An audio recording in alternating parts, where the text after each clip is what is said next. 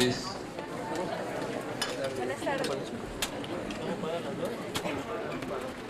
Bienvenidos a la Facultad de Arquitectura, bienvenidos a la Cátedra Extraordinaria Federico Mariscal, en su versión de 1999. Tiene el honor de contar con la participación del arquitecto Mario Shetland Tantán. Perdón.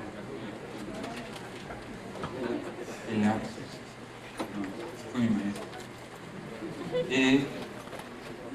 La Cátedra Extraordinaria Federico Mariscal es un evento académico organizado por la División de Estudios de Posgrado de la Facultad de Arquitectura desde 1984. La cátedra tiene por objetivo invitar a participar a miembros de la comunidad académica y profesional de la mexicana contemporánea, con el objeto de dar a conocer tanto sus obras como en torno a la arquitectura, que en este caso es el terreno común de todos nosotros aquí reunidos. Los estudiantes de licenciatura y posgrado acuden a esta cátedra usualmente ratificando entre lo que es el ejercicio profesional del arquitecto y su estrecha relación con la formación de nuestro país. El objetivo, finalmente, se ve envuelto también en una interlocución que tiene por propósito transmitir las experiencias y conocimientos a las nuevas generaciones de arquitectos.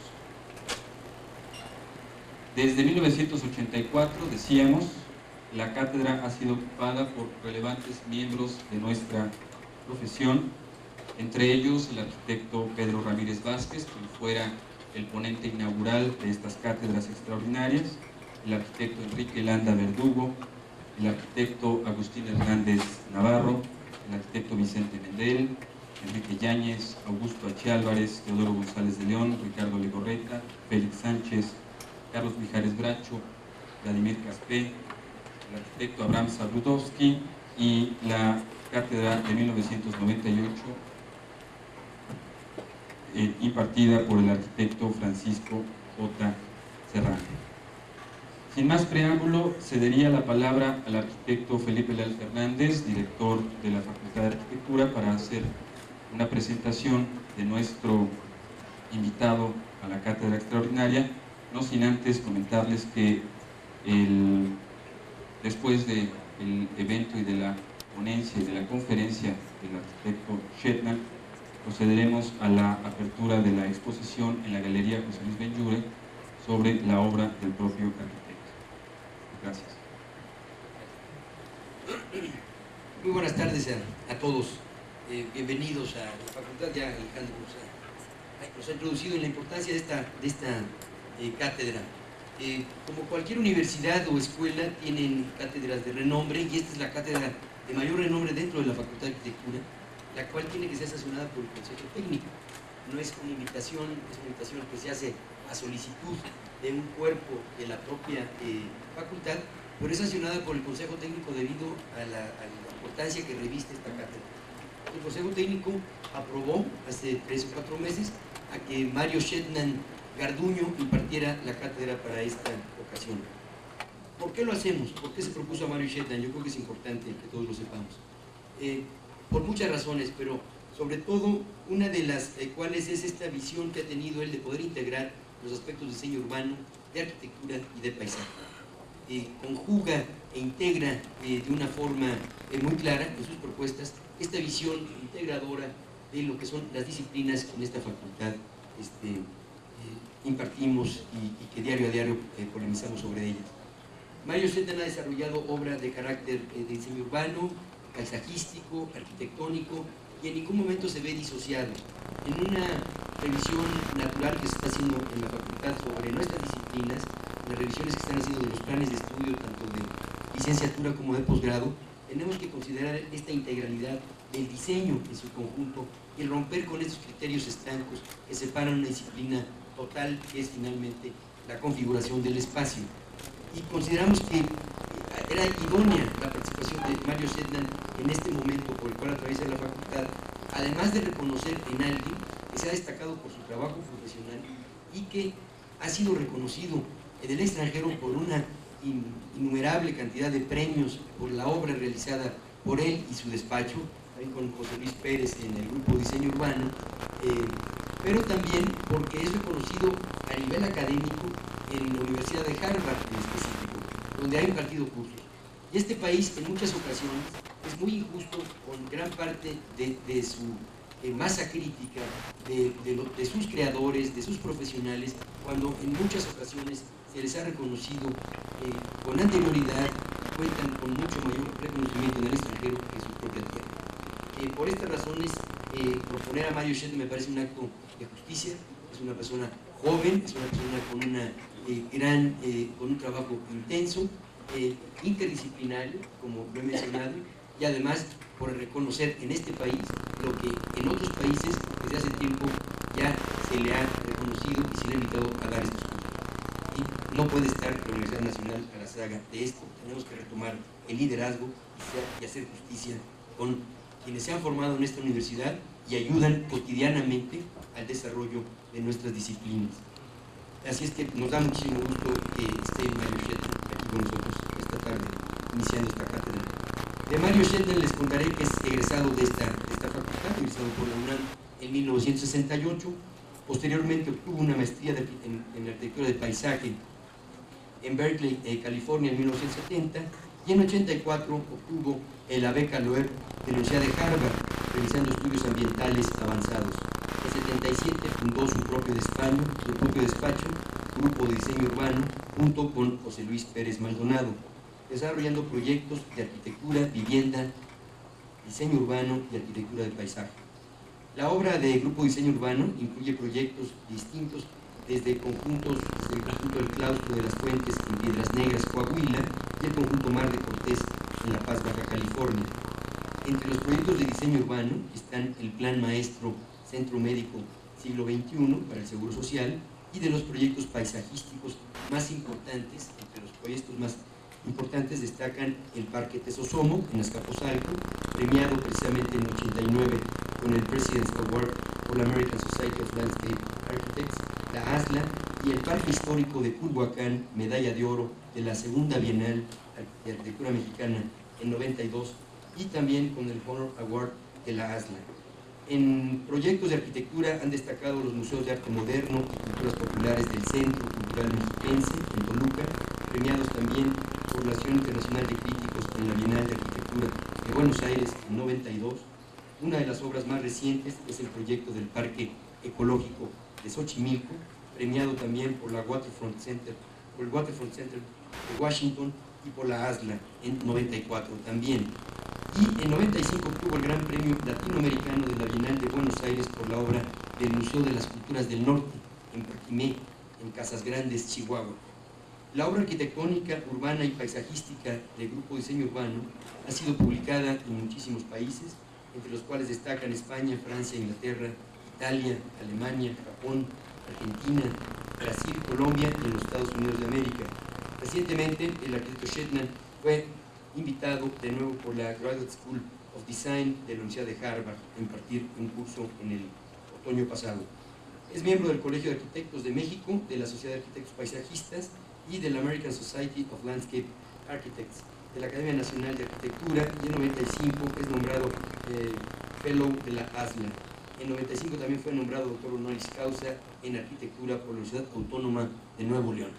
Pues yo creo que nos esperará unas 11 sesiones muy gratas todos los miércoles subsecuentes para hablar del paisaje, y una reflexión muy profunda que tenemos que hacer todos en este momento en nuestro país. Pues Mario Sednan, bienvenido a la Facultad de Arquitectura, tu facultad, y muchas gracias por estar aquí con nosotros, a reserva de que los invitemos posteriormente a las 19 horas a inaugurar esta exposición.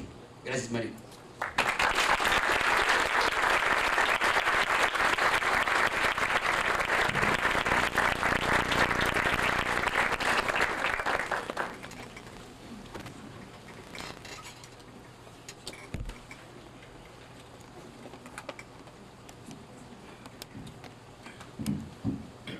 Muy buenas noches. Es un gusto estar aquí en la Facultad de Arquitectura de nuestra escuela. Una vez más, en esta ocasión me he invitado a impartir la cátedra Federico Mariscal. Agradezco a la facultad, a su consejo y a su director, el arquitecto Felipe Ayal, el invitarme a ser este año el ponente de la prestigiada cátedra Federico Mariscal. La cátedra se da en nombre del arquitecto Federico Mariscal. Me gustaría mencionar brevemente que para mí Mariscal es el primer arquitecto mexicano que en este siglo rompe con el academicismo y como muestra queda ahí su enorme aportación del Palacio de Bellas Artes, que siendo una bella obra Art Deco, es decir, en un estilo internacional, conectándola a la arquitectura mexicana con una corriente internacional acorde con su época. Al mismo tiempo surge aquí una visión, una búsqueda con las raíces de lo mexicano. Pero Mariscal fue, además y sobre todo, un gran maestro. Un maestro incansable que hasta los últimos días de su vida enseñó historia de la arquitectura prehispánica, es decir, vuelta a las raíces. Incluso nuestra generación, la generación 63 de esta escuela, todavía tuvo el privilegio de tenerlo como maestro, aunque probablemente por nuestra ignorancia no hayamos sabido apreciarlo en su debida dimensión. Nunca se sabe lo que tiene en su propia casa. Queden entonces estas conferencias como homenaje a nuestro maestro, el arquitecto Mariscal. La serie de conferencias que pretendo impartir tienen dos objetivos principales. Deseo hacer énfasis y transmitir el mensaje de que para que los arquitectos aporten soluciones y participen cabalmente en el desarrollo de la sociedad, tienen que trabajar y concebir a la arquitectura desde una base más amplia que la del objeto arquitectónico aislado. Es decir, que tiene necesariamente que concebir la arquitectura desde la visión del medio ambiente, con sus vinculaciones y su inserción en la naturaleza. Asimismo y complementariamente, que tenemos que concebir a la arquitectura desde la visión de la ciudad. También quiero transmitir el mensaje de que para hacer urbanismo, para diseñar la ciudad, tenemos que concebirla desde la visión de la naturaleza y desde la visión de la arquitectura. Y por último, también quiero transmitir el mensaje que para diseñar el espacio abierto, el vacío de la ciudad, tenemos que verlo y vincularlo desde la visión de la naturaleza, la ciudad y la arquitectura. Más aún, que estas disciplinas del diseño, además de estar vinculadas indisolublemente entre sí, también lo están con las ingenierías. Sean estas la ingeniería civil, a través de las grandes infraestructuras, sea a través de las ingenierías ambientales, por medio de los dispositivos tecnológicos que nos permiten las soluciones creativas y ambientalmente correctas a las intervenciones urbanísticas, paisajísticas o arquitectónicas en las que nos vemos involucrados. Por lo tanto, estamos hablando de una necesaria y evidente interconectividad e interdisciplinaridad que no hemos logrado en nuestro medio, ni en el medio profesional ni en el medio académico. ¿Por qué es importante preguntar? ¿Cuántos talleres interdisciplinarios se llevan a cabo en esta u otras escuelas? Los arquitectos con los paisajistas con los urbanistas con los arquitectos y todos ellos con los estudiantes de ingeniería. Es importante hacer esta reflexión, porque definitivamente el futuro, ya el presente, pero más aún el futuro próximo, tiene que estar vinculado en esos talleres interdisciplinarios, en los cuales los distintos liderazgos se manejan dependiendo del método y dependiendo del carácter de la obra. El segundo mensaje que deseo transmitir a lo largo de estas conferencias es el mensaje de la esperanza y el optimismo. Sé que es difícil tener esta posición en este momento en nuestro país. Es cierto, estamos pasando por momentos de un retraimiento pueril del Estado. Se han bajado las miras y las aspiraciones de la sociedad. No confiamos en el futuro, porque faltan proyección de miras por parte del gobierno, por parte de los partidos, por parte de la iniciativa privada, por los privados de iniciativa y en la sociedad civil. Sin embargo, para mí, la esencia de la universidad es esa, es posible tener esperanza y optimismo dentro de una proyección de miras, dentro de un persistente deseo de realización, dentro de una resistencia a no bajar las miras y aspiraciones de la sociedad mediante una visión al futuro. Es decir, que quisiéramos que a lo largo de estas 11 cátedras, que ojalá y mantengan y pueda yo mantener el nivel de atención en ustedes. Es un verdadero maratón de conferencias y pláticas y visitas que pensamos hacer juntamente y conjuntamente, podamos documentar nuestro optimismo, documentar nuestro futuro, es decir, nuestra perspectiva hacia el futuro, para que realmente podamos imbuirnos de esa esperanza que podemos tener los que estamos estudiando las carreras de diseño, ¿verdad? Y podamos realmente proyectarla hacia lo que es el siglo XXI, que definitivamente deberá ser mejor que lo que ahora está acabando el siglo este país. Yo los invito entonces a estas 11 pláticas.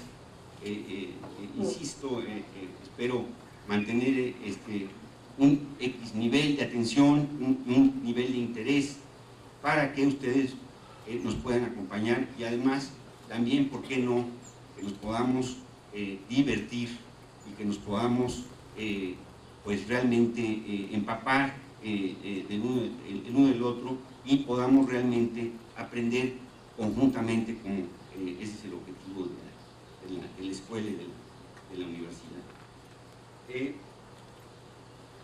Había yo hecho unas pequeñas notas. Me gustaría primero introducir estas cátedras diciendo cómo era nuestra escuela hace 35 años, en el cual empezamos la carrera, pues en esa ocasión la generación 63, como una generación que rompió récord por número, ¿verdad? Y que entró con un enorme deseos de ser arquitecto. Yo voy a ir leyendo algunas cosas y después vamos a ver algunas diapositivas que escribí aquí, y me van a perdonar si están mal escritas, son apuntes, ¿verdad? Pero me gustaría irlas entresacando. Hace 36 años iniciábamos cursos aquí en la universidad, en la entonces Escuela Nacional de Arquitectura. Una generación que con el tiempo maduraría y produciría un grupo de arquitectos que en general se han destacado por sus obras y por su servicio a la comunidad. Pero esta generación, de la cual formo parte, surge de un cuerpo de maestros que influyeron en nosotros en forma determinada. Para nosotros, para mí, fueron dos maestros principalmente importantes. Por un lado, Álvaro Sánchez, que está aquí con nosotros, y Ricardo Flores. De Álvaro Sánchez aprendimos el rigor del método, el rigor de la disciplina, en el diseño, en la investigación, en la observación y en realmente ser un académico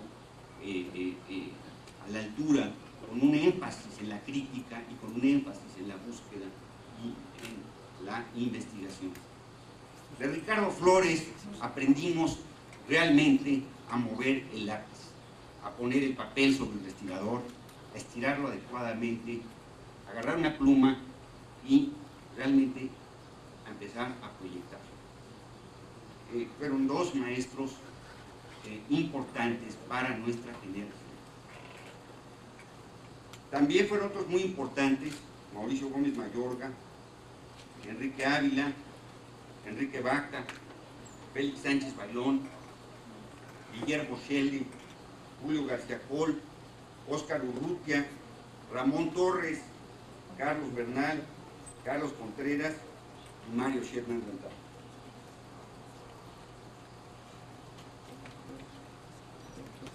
En el inicio de nuestra carrera del 63 hubo un hecho que nos marcó privilegiadamente a nuestra generación.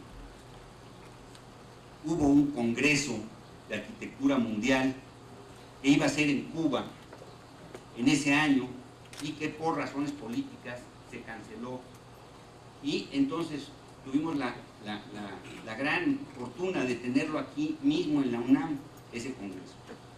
De ese congreso estábamos, imagínense ustedes, iniciándonos como primer año, no habían pasado ni 2 meses de que habíamos empezado los cursos, como ahora en enero, febrero, se empezaba la escuela, y nos confrontamos, nos azoramos de encontrar en nuestra escuela a gente de la talla de Álvaro Alto, que vino a México, Constantino Doxiadis, Enzo Tange, Richard Neutra y muchos otros, pero fueron los que a mí más me impactaron y más me impresionaron. Ese hecho fortuito de la facultad nos marcó también y nos dio una enorme batería, unas enormes pilas que hasta hoy día nos han durado a muchos. Es decir, este amor por la arquitectura, esta pasión, pues se nos contagió y hoy día seguimos enfermos de esa pasión. ¿Cuál era el ambiente de la escuela? Que en términos, digamos, de corrientes arquitectónicas, obviamente la personalidad, la teoría, por un lado, ligaba, influía Le Corbusier, obviamente, como fue a toda una generación de arquitectos latinoamericanos de esa época.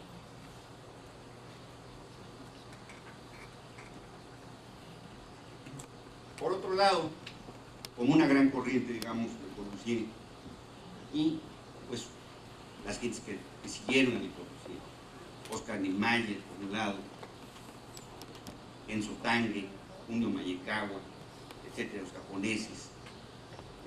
Y creo que era una corriente importante. Hoy que fuimos a ver la exposición el otro día, fuimos a ver la exposición, recomiendo que vayan a ver, del San Ildefonso, y pues efectivamente Le Corbusier marca este siglo definitivamente. Pero además lo marcaba para nosotros como toda una personalidad y casi como un modelo, ¿no?, a seguir en términos de esa arquitectura heroica y de ese arquitecto, el héroe que representaba a Le Corbusier. Por otro lado estaba Wright y estaba Alto. Creo que eran esas 3 personalidades fuertes que marcaron nuestro inicio muy fuertemente. Ayer lo discutíamos con Felipe ya en el radio. Por un lado, Le Corbusier, pues, como un gran visionario del funcionalismo y del cumplimiento del movimiento moderno. Por otro lado, Wright como el arquitecto que supo conectar a la arquitectura con el paisaje, con la naturaleza. Por otro lado, Aalto, que lo supo conectar con una cultura, con la cultura escandinava y con el paisaje y con esa, vamos a llamarle, ambiente escandinavo, que marca todos sus proyectos y que lo hacen probablemente el arquitecto más brillante del modernismo. Ya a mediados de la carrera empezamos a descubrir también a través de nuestros maestros, los que mencioné anteriormente, gentes, básicamente todo el movimiento del Team 10, el Team 10, que empieza a cuestionar justamente los valores de la Carta de Atenas, que empieza a cuestionar todos los postulados del funcionalismo, vamos a llamarle ramplón, panfletario, recetario, etcétera, etcétera, y este Team 10 estaba formado por arquitectos como Backenman, como los hermanos, los esposos Allison y Peter Smithson de Inglaterra, o como nada más y nada menos que Louis Kahn. Es decir, estas gentes a través de los congresos del Team 10 de los años 60 empieza ya a cuestionar fuertemente la arquitectura funcionalista, que además era la que se nos estaba enseñando en la escuela. También a mediados de los 60 descubrimos a otro personaje que para nosotros es importante en nuestra generación, Luis Barragán. A Luis Barragán lo descubrimos porque he de decirles que Luis Barragán no era considerado un arquitecto en esta escuela, no era considerado un arquitecto en el medio profesional, era cuestionado, era visto como lo tildaban de elitista, de formalista, que eran los dos pecados más grandes de la ortodoxa funcionalista. No se podía ser ni elitista ni se podía ser formalista. Entonces Barragán, pues, en forma subrepticia, vamos a llamarle, lo vamos a buscar, un grupo de nosotros, Félix Sánchez, Luis Sánchez Renero, yo, en los años 65, tocamos la puerta y nos abrió un mundo entero. A tal grado que creo que la influencia en mí, por supuesto, del paisaje, viene de Barragán en mucho, en toda mi carrera, en mi vida. La otra viene de mi padre y la otra viene de dos personalidades que fueron importantes para mí, que descubro a través de los libros, que son por un lado Garrett Eckbo, con un libro que se llamaba La arquitectura del paisaje moderna y la ciudad, Landscape for Living se llamaba el libro, que me lo regaló precisamente el papá de Félix Sánchez. El libro me lo regaló, me lo autografió y me dijo, mira, es una persona que te va a interesar. De Garrett Eckbo fue el primer libro que yo tuve de paisaje y entendí que la arquitectura del paisaje era una profesión, es decir, era una línea, era una dirección, era una posibilidad. Y vi a través de Barragán, a través de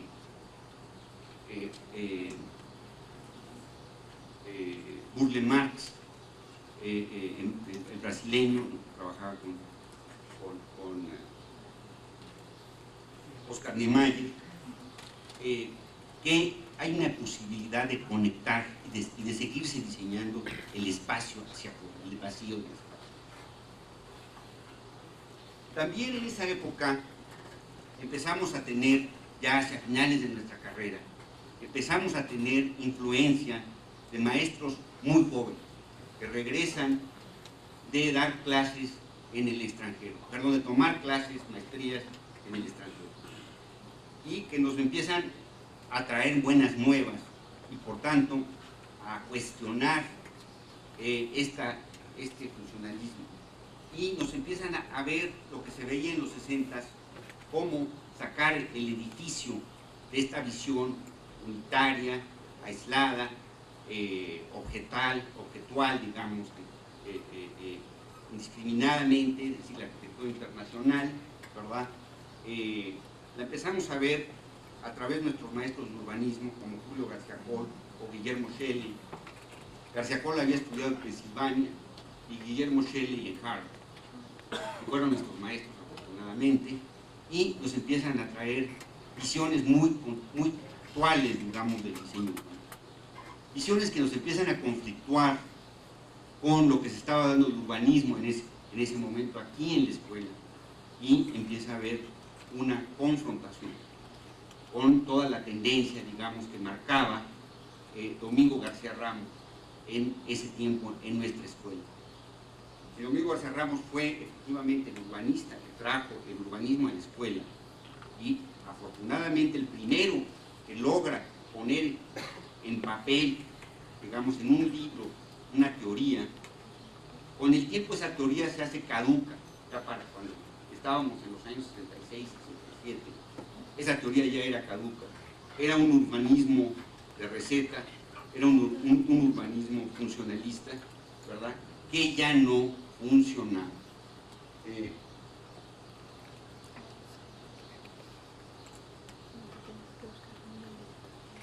Estos Shelley, Julio García Coll, Félix Sánchez, nos dieron una visión de que la arquitectura no es solamente el objeto aislado, ni que el urbanismo es el diseño de un edificiote a escala macrourbana, visión que tenía Le Corbusier, o una serie repetible ad infinitum de edificios, es decir, lo que se estaba haciendo en Tlatelolco o en otros lugares, como un urbanismo que se repetía ad infinitum en la proliferación de una tipología igualita de edificios. La visión de Hilbersheimer de los años 30. Estas visiones representaron y abrieron nuevos panoramas que se contraponían a ese funcionalismo un poco de receta que se enseñaba persistentemente aquí mismo en la escuela a través del urbanismo oficial de Domingo García Ramos. Si bien ya lo dije esto de García Ramos,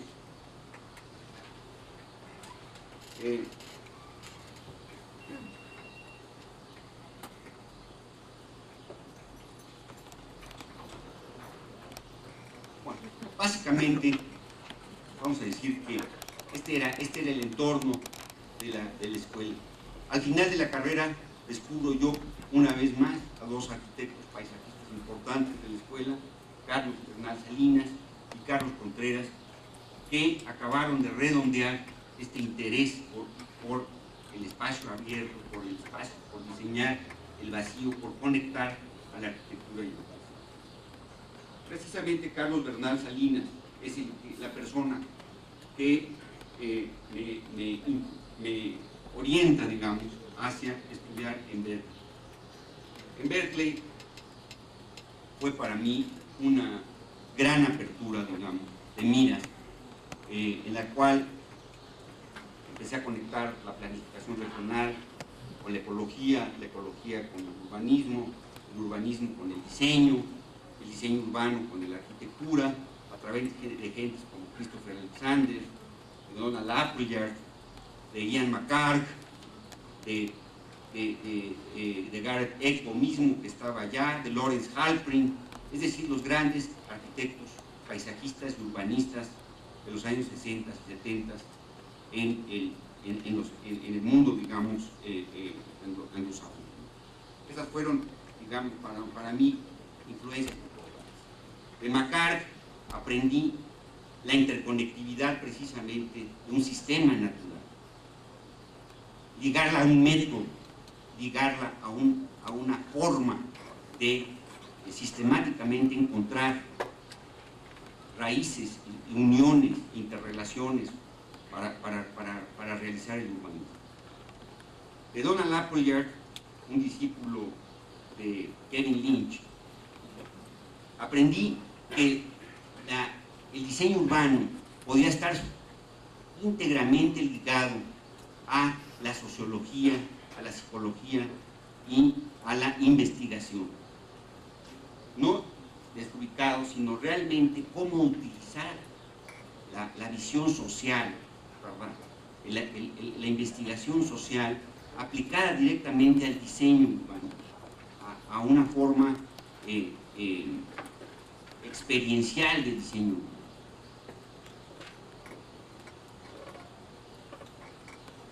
Estas personas marcan fuertemente en mí también en esa época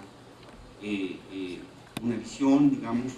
De hecho, yo realizo mi tesis de maestría con Don Alápega y bueno, regreso a México y empezamos a trabajar, empiezo a trabajar en la compañía Lázaro Cárdenas Las Truchas, invitado por Álvaro Sánchez, bueno, dos personas más importantes de la época en Berkeley, Christopher Alexander y un filósofo, Churchman, que el propio Álvaro Sánchez nos había introducido a él, un filósofo de la investigación de operaciones. Es decir, que esto conforma toda una gama de influencias, de visiones, de filosofías, que se van filtrando y van documentando persistentemente esta visión de interrelación en la cual vamos a mostrar algunas cosas a través de los últimos 20 años. Esta era un poco la visión que teníamos cuando yo regresé en el año 70 aquí a la escuela, a dar clase, a coordinar la maestría de urbanismo, ¿verdad? A trabajar en un diplomado en vivienda que iniciamos aquí en el año 71, ¿verdad? En la maestría en los estudios superiores de la UNAM, etcétera, etcétera. Quiero mencionar también que gracias a la UNAM, entre otras cosas, soy arquitecto, por un lado, porque pude estudiar aquí gratuitamente, prácticamente, mi carrera de arquitecto, y gracias a la UNAM pude también estudiar diseño urbano y arquitectura de paisaje en Berkeley, porque me dieron una beca para estudiar allá en Estados Unidos. Entonces, por supuesto, mi deuda con la UNAM, mi deuda con la escuela es grande, ¿verdad? Y en la medida en que yo pueda, siempre lo he mencionado, estaré siempre en disponibilidad de mi escuela y mi facultad. Quiero mostrarles, a manera simplemente de una revisión, no voy a explicar mayormente los proyectos en esta ocasión. Simplemente los quiero revisar con ustedes y irlos comentando por épocas, ¿verdad? Por esta gama de proyectos que hemos realizado a lo largo de 20 años en mi despacho. El despacho lo iniciamos, como se dijo, en 1977, con José Luis Pérez y con otros arquitectos, Jorge Calvillo, etcétera, bajo Manuel Peniche, y pues a lo largo de estos 20 años, de estos 21 años, ha sido un enorme, estaba yo revisando las diapositivas, un enorme conjunto de proyectos realmente. Muy pocos, si vemos la relación de proyectos a la relación construida, es muy poco, ¿verdad? Pero aún así es la visión de nuestro despacho, definitivamente es de optimismo, porque hemos sido capaces de realizar muchas de nuestras ideas, muchas de nuestras obras, ya concretamente en la escala y en la trascendencia social a que nos habíamos aspirado o fijado en nuestros inicios. Entonces, si quieren, son tan amables de poner las diapositivas y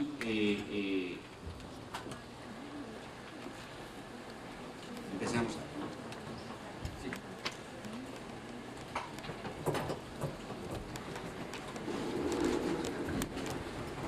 esta introducción tan larga, pero creo que era importante fijar esta posición, ¿verdad? En el trayecto de esta travesía que vamos a hacer conjuntamente de 11 sesiones y pláticas.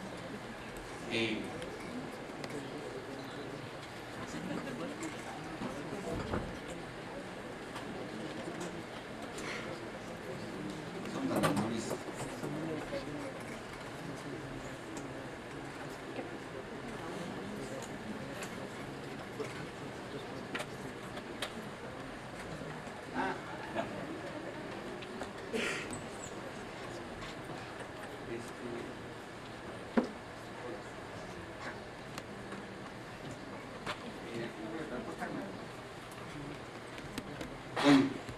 Voy primero a mostrar una serie de proyectos urbanísticos y paisajísticos de finales de los años 70 que empiezan a iniciar nuestros primeros trabajos en el despacho.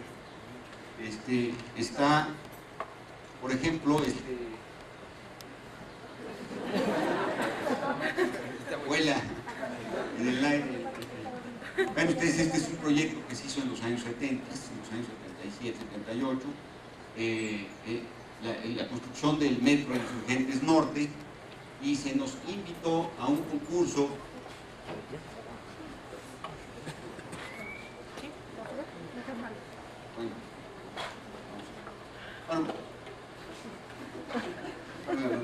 se nos invitó a un concurso de paisaje urbano de la escala de Insurgentes Norte, 6 kilómetros, un concurso cerrado, y en este concurso participamos con otro arquitecto urbanista de la época, que sigue siendo un gran urbanista, Efraín Medrano. La idea era crear un parque lineal a lo largo de Insurgentes, y la ICA pues estaba construyendo obviamente el metro, y esto se desarrolló completamente en el departamento del Distrito Federal. Es decir, aquí está La Raza, se va hasta los Indios Verdes. La siguiente, por favor. Entonces es un proyecto, bueno, de tipo urbanístico. De hecho, este proyecto parcialmente se realizó. Nos dijeron que habíamos ganado el concurso, no fue claro, después lo realizó parcialmente la ICA, etcétera. No se puede decir realmente que sea nuestro proyecto el que se hizo, pero obviamente el parque lineal sí, afortunadamente se realiza. Vean ustedes, es una visión, bueno, de continuidad de parque lineal, ¿verdad? De conexión del metro, en sus estaciones con un parque lineal, con una ciclopista, con una serie de juegos, una serie de usos recreativos a lo largo de este gran corredor de 6 kilómetros de largo. Es un gran corredor urbano. La siguiente, proyecto de los años 70. Ven ustedes aquí la visión que teníamos de los paraderos de autobuses, en la estación del metro, que ya estaba en este momento en construcción, una serie de kioscos que planteábamos, ¿verdad? Y una ciclopista que se planteaba que uniera toda la entrada de la Ciudad de México, desde los Indios Verdes hasta prácticamente que pudieras llegar al ferrocarril, digamos, con la estación de ferrocarril, a Buenavista. La siguiente, no vamos a comentar muchos de estos proyectos. Vean ustedes siempre cómo se manejaban las masas, la relación con el metro. A ver si pueden parar un poquito los proyectores, y la visión de una serie de lugares para juegos y una serie de protecciones a base de masas verdes, ¿verdad? Y un gran eje rápido de vialidad vista a través de esta persona. La siguiente, por favor. Bueno, otro proyecto de esta época también realizamos para la famosa SAOP de esa época. Estaba de director Roberto Abeychus, un arquitecto que ahora es especialmente el secretario de Desarrollo Urbano del Distrito Federal, era jefe de Desarrollo Urbano de la SAOP, y desarrollamos un proyecto de espacio abierto y de recuperación de todo el río de Querétaro. También otra vez 5 kilómetros de río, ¿verdad?, ligado a lo que es el centro histórico de Querétaro. La siguiente, por favor. Este proyecto también se realizó en parte. Desafortunadamente se planteaba como una vialidad importante y del otro lado una vialidad no continua, ¿verdad?, discontinua, para ir creando una serie de plazas, una serie de ambientes que se conectaban al río. Desafortunadamente en esa época privó la visión que priva siempre a lo largo de los ríos, que fuera vialidad, y se perdió esta oportunidad de ir conectando, digamos, el río con su colección de casas a través de un parque lineal también. Proyectos de los años 70, algunos de ellos vamos a ver con más calma, metodológicamente, ¿verdad? ¿Por qué? ¿Cómo? ¿Cuáles son el sentido? ¿Cuál es la filosofía atrás de estos proyectos? La siguiente. Este fue otro proyecto que realizamos en la época. Es un proyecto de un parque en México, en Madrid, España. Estaba cerca del aeropuerto de Barajas, en Madrid, y este era el terreno. El terreno era un pinar natural, muy bonito, sembrado, vamos a llamarle no natural, inducido, y la intervención era localizar 6 plazas, dar un recorrido a través de las plazas, una plaza de introducción, una plaza del fuego, una plaza del viento, una plaza del agua, una plaza de la tierra, una plaza del clima. Este proyecto tampoco se realizó, desafortunadamente, pero fue un proyecto importante para nosotros en la época, 78, 77, la siguiente. Esta es la visión. Ven ustedes, son una serie de polís, digamos, a la manera de Chumi en la Villette, ¿verdad?, localizando una serie de zonas activas y dejando el parque como una zona pasiva, digamos, natural totalmente, una serie de intervenciones puntuales a través de elementos culturales, por ejemplo, como el fuego. Penetrábamos aquí y hacíamos una especie de volcán en donde al centro había fuego en invierno, ¿verdad?, y estaba ligado a esta mitología del fuego. La siguiente.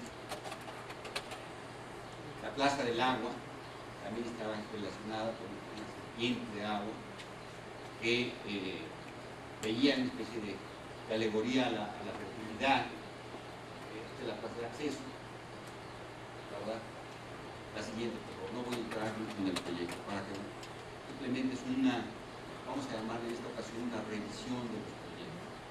La plaza del aire, del viento, que estaba ligada con los niños, era un cubo de 9 por 9 en donde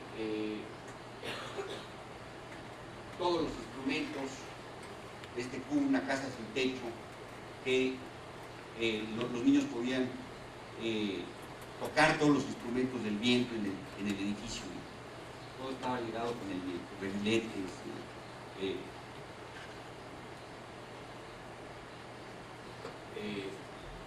instrumentos del viento, etcétera, etcétera. Voy a tocar la siguiente. También otra plaza, la Plaza de la Tierra, estaba ligada con el teatro, con la danza. Esta era la plaza de la siguiente. Proyecto de los años 78, 79. Proyecto del año 79, un proyecto que fue muy interesante porque nos invitaron a un concurso cerrado también para el Zócalo de la Ciudad de México, cosa que está ahorita en acción, vamos a llamarle. Este proyecto que hicimos con el maestro Enrique del Moral.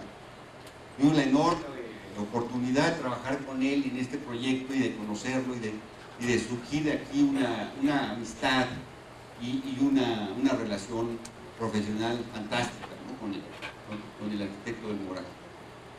También después lo voy a comentar ¿verdad? No tiene que ver nada con este proyecto actual del Zócalo.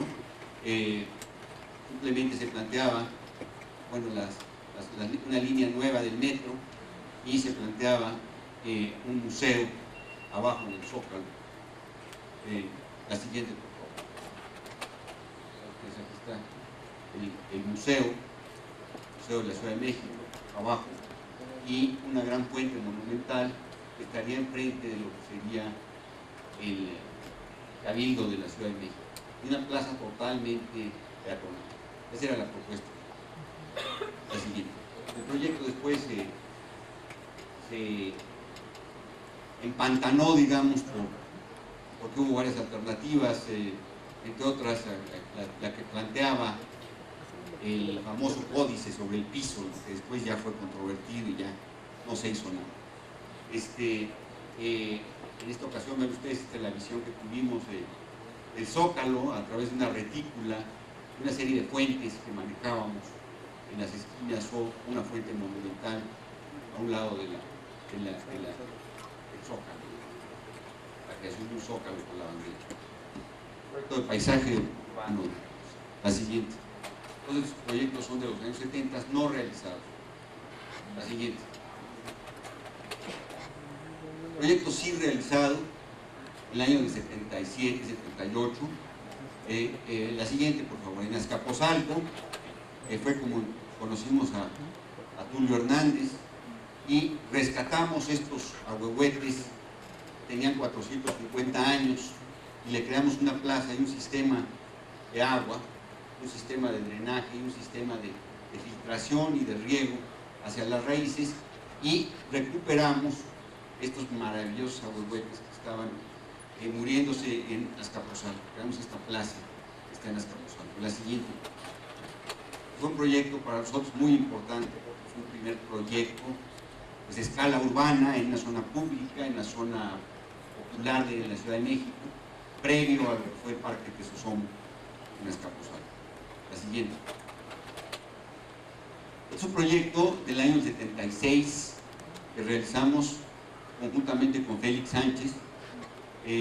Félix Sánchez hizo el proyecto urbanístico y arquitectónico de la Unidad Habitacional Integración Latinoamericana, que está aquí cerquita, y nosotros concretamente hicimos la plaza o el parquecito principal del conjunto, en el cual planteábamos hacer un parque encima del estacionamiento y ligarlo a un ágora y a una forestación que hace una transición hacia lo que es una zona pública, hacia una zona semipública, los comercios que planteaba Félix y su equipo. Entre otras, pienso que esta es una de las mejores unidades habitacionales de los años 70 en México, y una de las mejores en cualquier lugar. Este fue el principio de ese proyecto. La siguiente. Bueno, el proyecto se realizó, allí está todavía. Se plantea una fuente aquí, no funcionó la fuente, van ustedes a ver la cerca ahí, y todo esto es experiencia que fuimos acumulando en el tiempo de lo que funciona en términos de paisaje, ¿verdad?, público, y lo que no funciona. La siguiente. Un proyecto para nosotros muy importante también, porque empezamos a ligar y a hacer factible esta visión del diseño de exteriores, del diseño del vacío, ¿verdad?, en esta gran conjunto habitacional, y la transición entre el verde y los edificios, la transición entre la plaza, la transición entre el juego, etcétera, etcétera. Proyecto del 76-77. La siguiente. Está aquí en la avenida Copilco, está en la avenida Universidad, ¿no? Sí, tiene una entrada por ahí, atrás de... Exactamente, eje 10 Cerro del Agua, pero tiene una salida a la avenida Universidad. Bueno, este es otro proyecto que para nosotros fue el primer proyecto importante desde el punto de vista ecológico, en el cual pudimos aplicar pues, toda la teoría Anacard, toda la teoría de interrelación de de factores, toda la teoría de sistemas en el paisaje, en la ecología, y fue en el rescate del estero de San José del Cabo, ¿verdad? Que estaba aquí, estaba contaminado en San José del Cabo, y el proyecto original de Fonatur era abrir una barra aquí y crear una marina. Un proyecto muy típico. Nosotros les dijimos que no, que esto era un oasis, que era importantísimo desde el punto de vista ecológico, ¿verdad? Y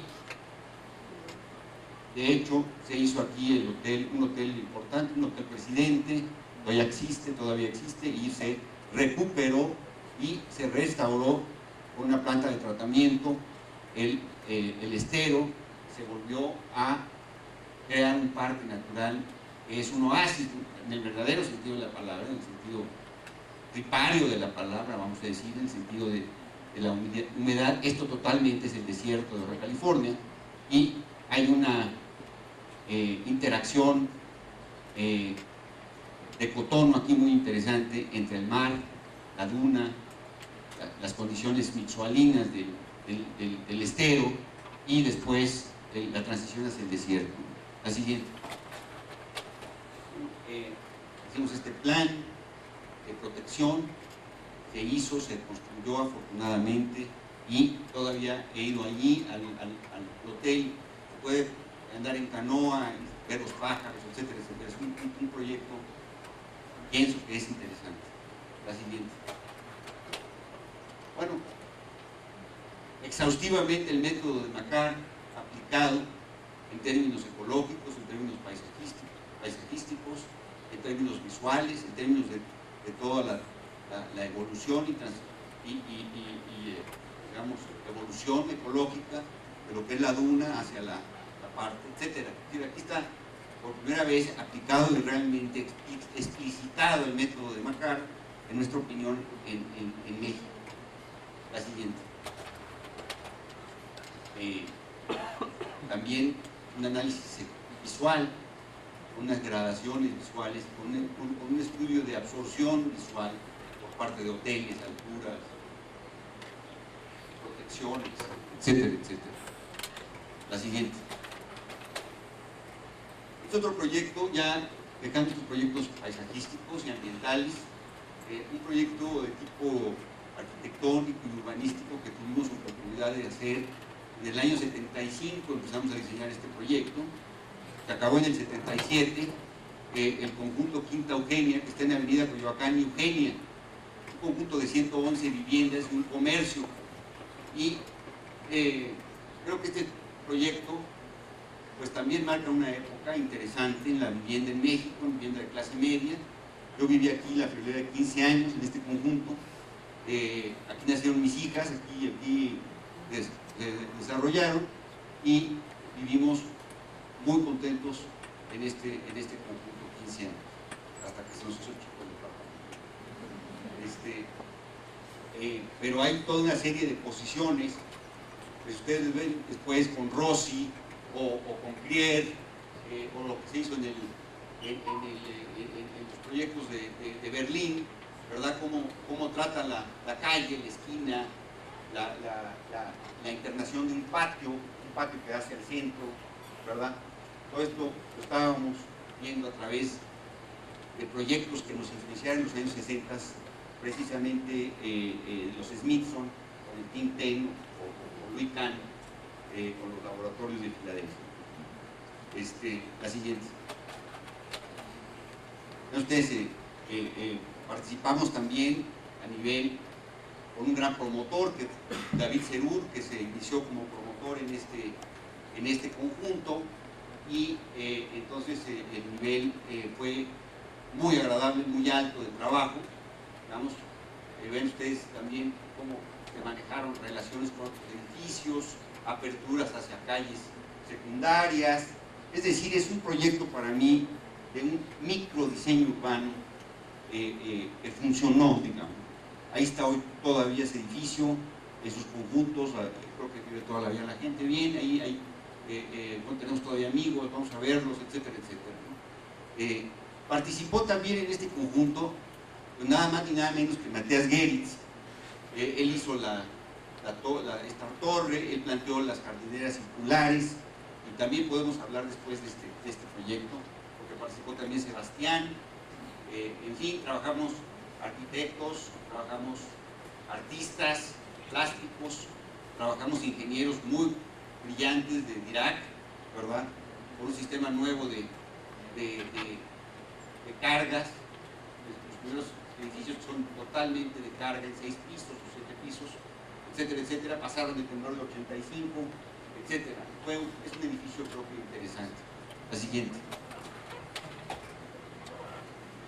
Capturan, por otro lado, toda la experiencia que yo tuve durante 5 años en Infonavit, donde trabajé como jefe de proyectos urbanos de vivienda. La siguiente.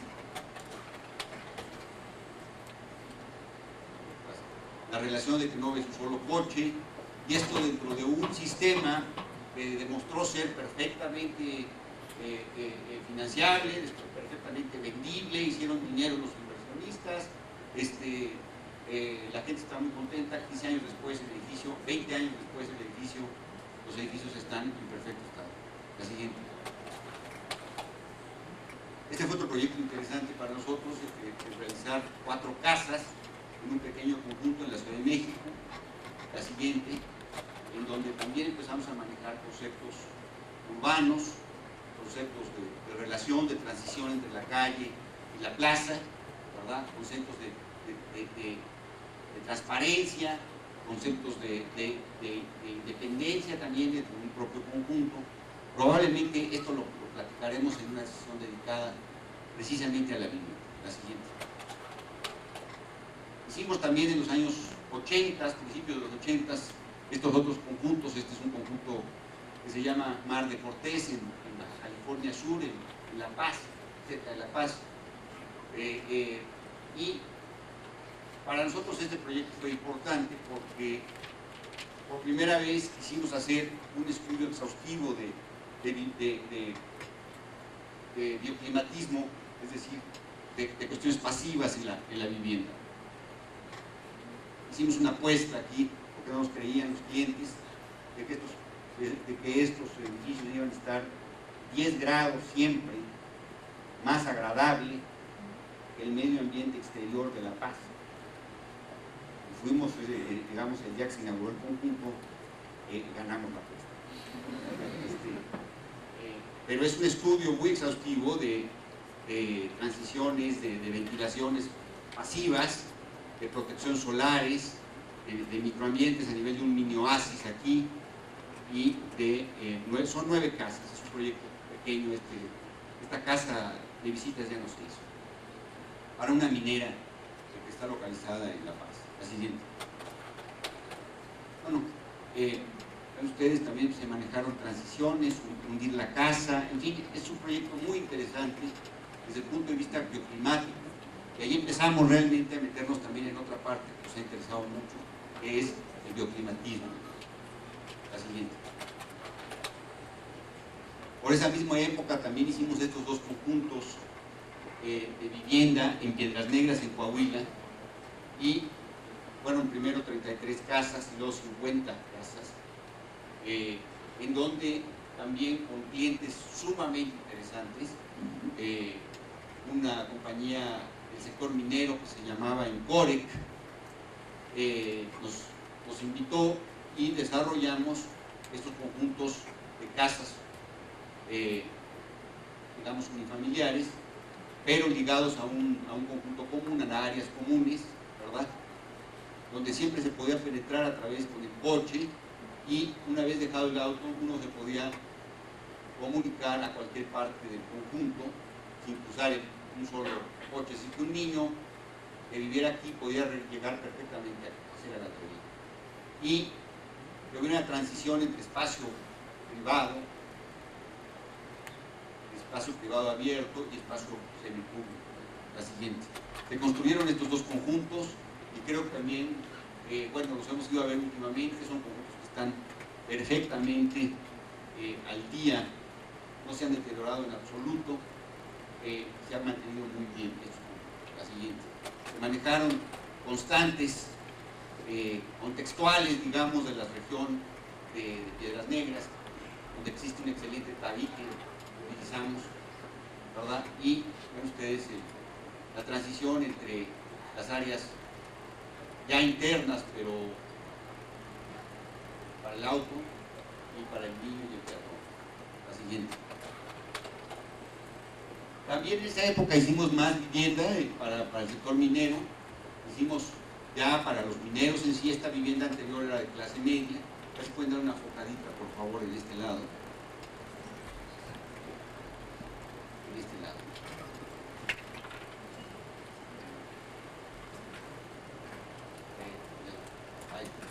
Bueno, desarrollamos este conjunto de 1.200 viviendas para mineros, en donde se dejó en la zona de Piedras Negras, también al sur de Piedras Negras, en Río Escondido, la zona carbonífera, una zona de encinos naturales, con un río que entraba y que se dejó totalmente natural también. Entonces demostramos aquí también cómo manejar zonas naturales, zonas de emergencia, vamos a llamarle, de inundación, como es esto, y al mismo tiempo manejar densidades que nos permitieran dejar esto, dentro de un sistema de vivienda totalmente unifamiliar. También diseñamos el centro, digamos, el centro del conjunto, a través de un sistema de planta de tratamiento, lago, un sistema de un comercio, una ágora, una guardería infantil, un centro social y digamos, el centro del edificio del sindicato, también se hizo la entrada, en fin, este proyecto fue realizado la siguiente, muy interesante, no lo hemos ido a ver últimamente, pero son viviendas en L, en patio, con sistemas también de la región, ¿verdad? En climas impresionantemente extremosos. La siguiente. Este es el centro social, el lago se hizo un ágora, ¿verdad? Manejando una visión climática muy precisa, ¿no? También de patios moriscos, ¿verdad? Con loyas comerciales como esta, ¿verdad? Que se conectaban siempre a través de estas pérgolas. Vean ustedes, vivienda totalmente popular, son castillitos prepolados de 20 por 20 con sistemas de madera conectando todo el sistema. La eje expuesta, ¿verdad? Vamos a ver esto, me gustan ustedes. Esto también fueron proyectos de los fines de los 70, principios de los 80, para Fonatur. Otro estero, un estero que ya habían rellenado en Loreto, en Cenopoló, rellenaron este estero, muy característico de la ingeniería de nuestros desarrollos urbanos. Es decir, simplemente se canceló, se cerró, y que era un estero. El estero es la ecología más rica que hay, la biodiversidad más extensa que tenemos en cualquier ecosistema es un estero. Y es normalmente lo que más se ha atacado en todo el desarrollo urbano y desarrollo urbanístico. Entonces se propuso un parque en donde se abría otra vez el estero, y por primera vez se planteaba al manejar un manglar como un jardín, digamos, realmente recuperar el manglar, manejarlo como un jardín. Trajimos a unas gentes de la Universidad de Arizona y manejamos profundidades, la forma de reproducir la semilla del manglar, que es muy difícil, y después manejar las dunas, ¿verdad?, en forma natural. Hay un sistema de un parque deportivo, de playa, comercial, un auditorio al aire libre y una pequeña capilla en esta zona. La siguiente. Este proyecto no se concluyó, pero es un proyecto también interesante para nosotros porque empezamos a entender lo que es un manglar realmente. La siguiente, y sus complejidades, digamos. La siguiente. Bueno, también por los años 70, fines de los años 70, cuando se hizo el Palacio Legislativo, el gobierno del Distrito Federal tuvo como una idea, creo que fue brillante, desafortunadamente no se pudo realizar, crearle un gran jardín o un parque al Palacio Legislativo enfrente y crear también una zona gubernamental de oficinas en esta parte, ¿verdad? Y la idea era crear una especie de mall, digamos, a manera de Washington, que rematara. En muchas partes del mundo hay este concepto, no nada más en Washington, lo mismo París, que Moscú, que Inglaterra, etcétera, etcétera, Londres, muchas partes.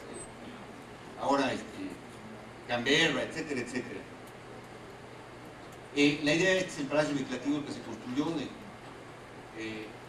y la idea era recuperar esto que fue en un origen un parque, pero que en el tiempo sucedió lo que sucede en México con los parques, que se conciben como una remanente de tierra por construirse, ¿verdad? Entonces se construyeron hospitales, se construyeron escuelas, se construyeron todo, claro, muy necesario y funcionando, pero encima del parque. La idea era recuperar el parque y construir estas cosas a un lado, ¿verdad? Ese fue digamos, la problemática y la complejidad y su misma imposibilidad de construir. La siguiente. Pero la idea era un parque, aquí está el Palacio Legislativo, con un gran eje, con un lago, con una planta de tratamiento que se construiría, que está saliendo al río de los Remedios, ¿verdad? Y con una serie de niveles, una serie de... todos los árboles son existentes y se conservaban, y se manejaban diversos cuerpos de agua. Proyecto del año 77, 78. La siguiente.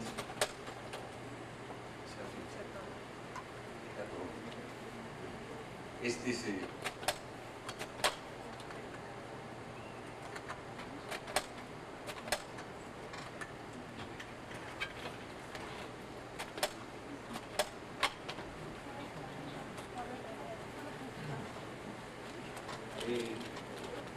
este proyecto pues fue antecedente al Crisosomo, fue antecedente de esos parques acuáticos que finalmente logramos construir persistentemente y obsesivamente.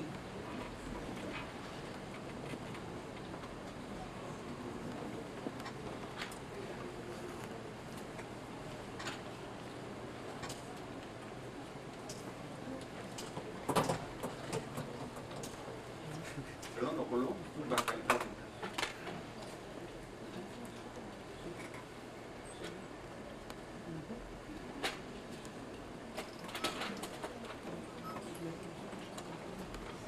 Dice arquitecto.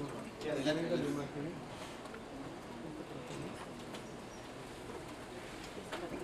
Insisto, estos proyectos los vamos a ir viendo, algunos de ellos de forma detallada por temas, parques, ¿verdad? Vivienda, centros urbanos, diseño urbano, ríos, etcétera, etcétera. Es decir, vamos a ir viendo a lo largo de las conferencias ya más en detalle estos proyectos. Algunos de estos proyectos.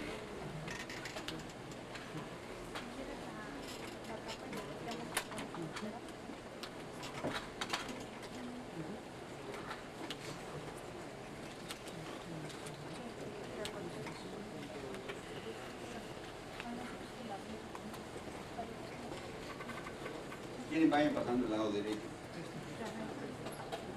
Exacto. Esta es la visión que se tenía desde el metro a este parque, a lo largo de Francisco del Paso y Troncoso.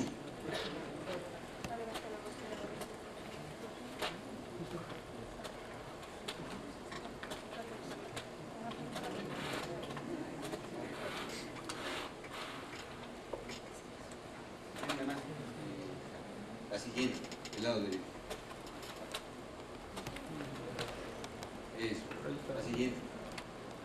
Son proyectos, eso. Ahora sí la luz ya está.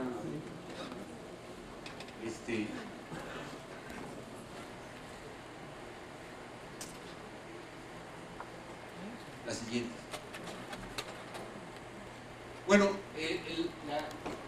el proyecto más importante que realizamos definitivamente a nivel regional y de planeación en los años 70, finales de los años 70 y principios de los 80, es el Plan Maestro de Bahías de Huatulco, que participamos en un equipo de 4 constructores.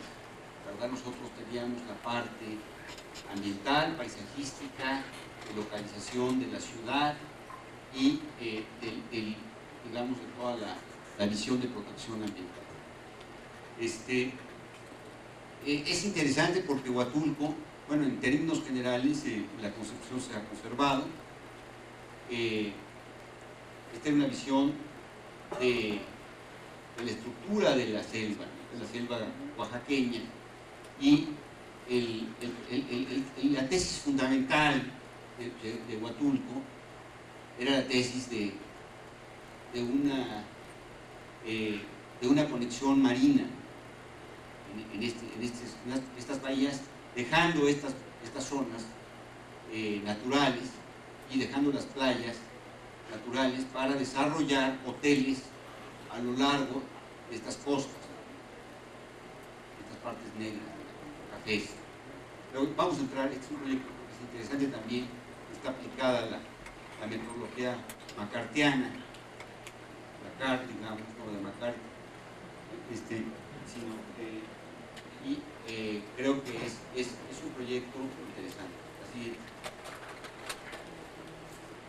Bueno, esta era la visión, tener los hoteles aquí arriba, en las faldas, dejar las playas como unos parques de playa. Algunos se conservaron.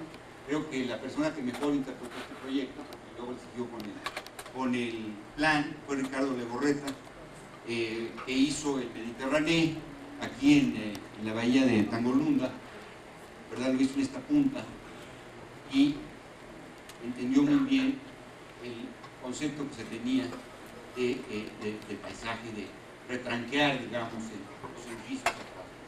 La siguiente.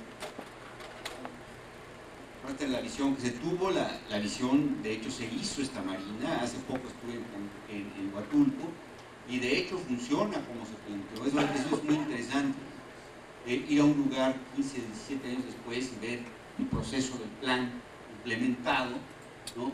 Con esta visión y por ejemplo, con algunas cosas importantes como la marina, los parques de playa, las interconexiones marinas con las lanchas, etcétera, etcétera, los parques marinos que se han hecho, etcétera, etcétera.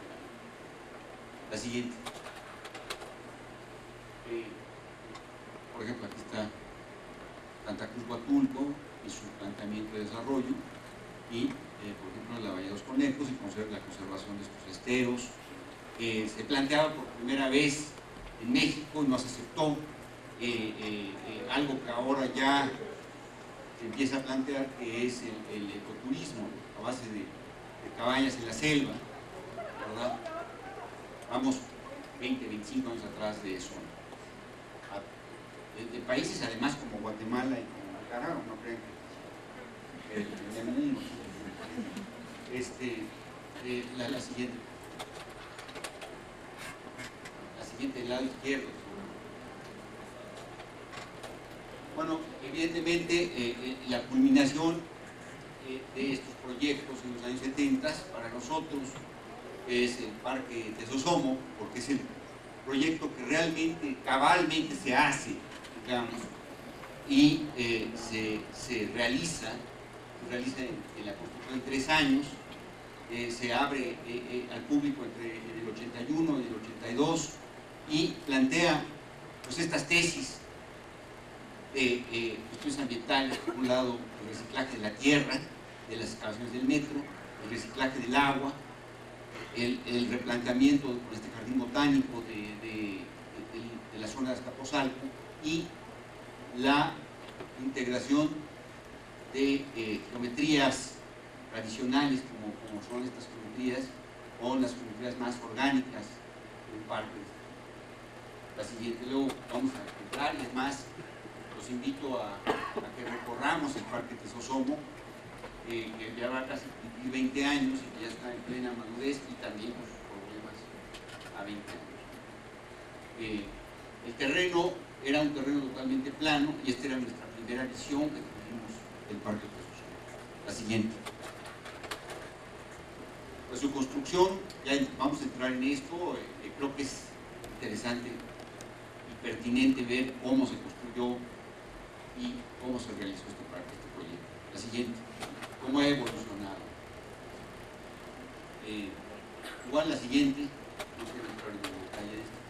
Otro proyecto importante para nosotros que inaugura en los años 80 la relación de la naturaleza con la arqueología es en este proyecto que hicimos para el estado de Campeche y para el Instituto Nacional de Antropología de la isla de Jaime.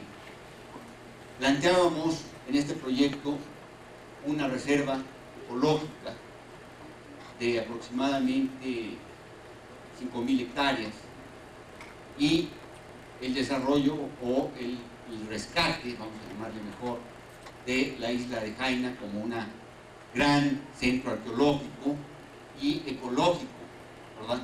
La riqueza, no se sabe cuál es la riqueza más grande en este lugar, estamos muy cerca del estero de Celestún, si es la riqueza natural o la riqueza arqueológica. Para mí están exactamente en el mismo nivel. En nuestro país tradicionalmente se ha sobrepuesto la riqueza cultural por la riqueza natural, porque he de decirles que estas 5.000 hectáreas eran estos pequeños parches de lo que se llama el quintal y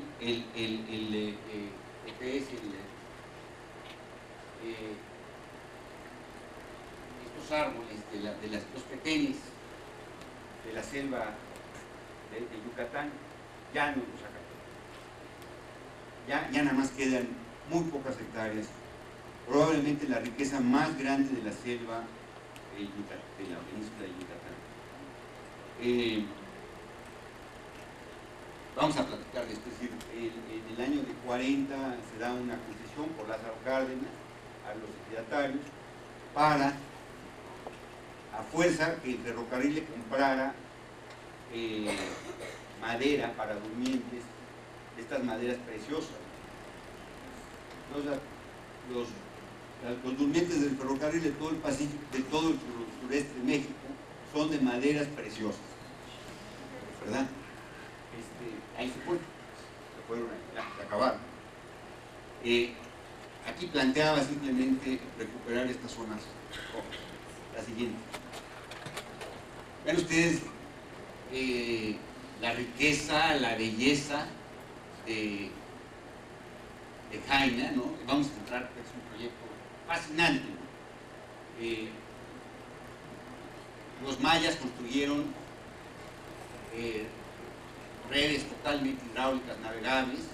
Es una ciudad mortuoria, una ciudad sagrada y mortuoria. Y aquí está una pirámide muy importante.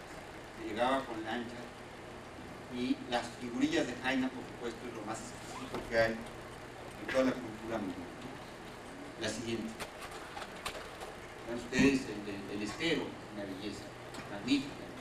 Y se planteaba este lugar de entrada, control y una secuencia ecológica y arqueológica a través para llegar al gran recinto sagrado era este, y posteriormente llegar aquí y poder nadar, comer y nadar y regresarse en una lancha.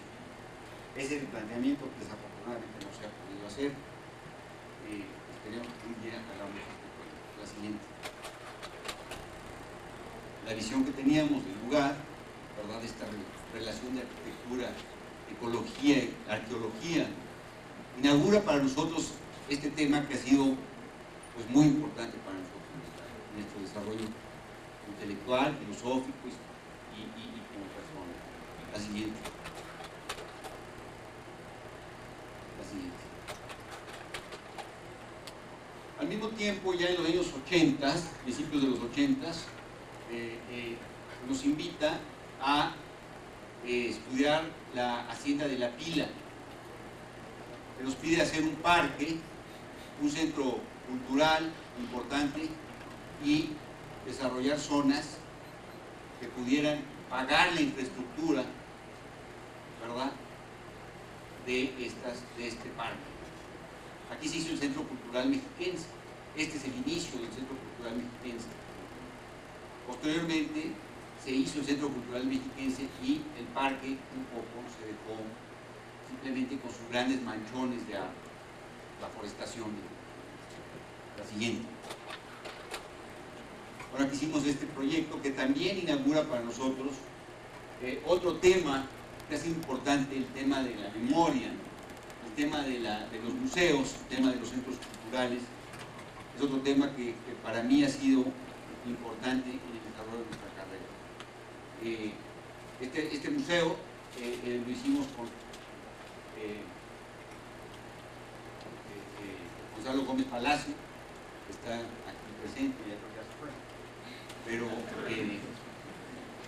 fue un proyecto muy interesante para nosotros, de tipo entender y aprender la cuestión de museos, conectar edificios existentes, porque este era un edificio abandonado, iba a ser en fin, después vamos a entrar en este proyecto que es interesante.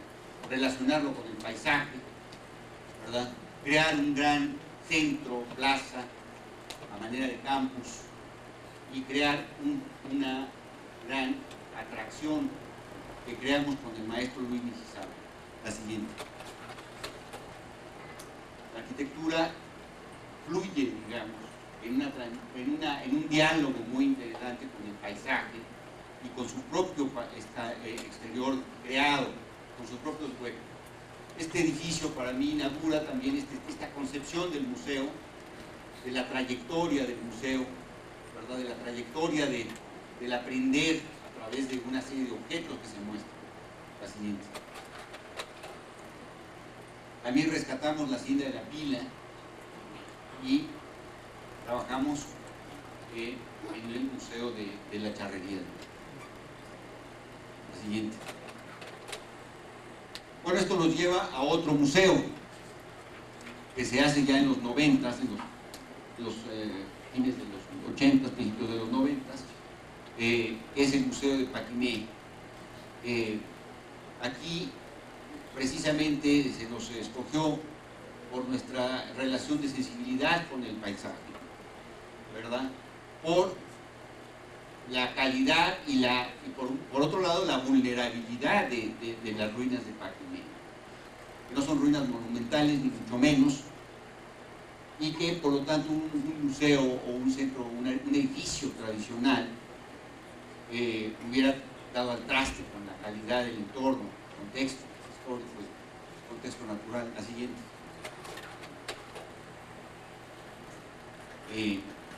Igual aquí posteriormente vamos a entrar a todas estas relaciones, estas concepciones de arquitectura y naturaleza, arquitectura y paisaje, arquitectura y memoria, etc. Arquitectura y desierto es otro tema. La siguiente. Bueno, trabajamos aquí con otro gran museógrafo mexicano, Jorge Agostoni, y aprendimos muchísimo de él, obviamente. Creo que él también aprendió de nosotros.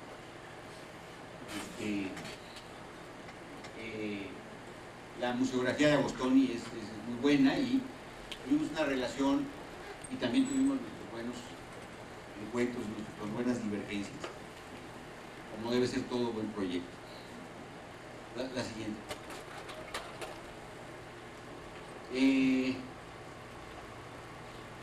Bueno, a ver, pasen el lado izquierdo, no sé por qué.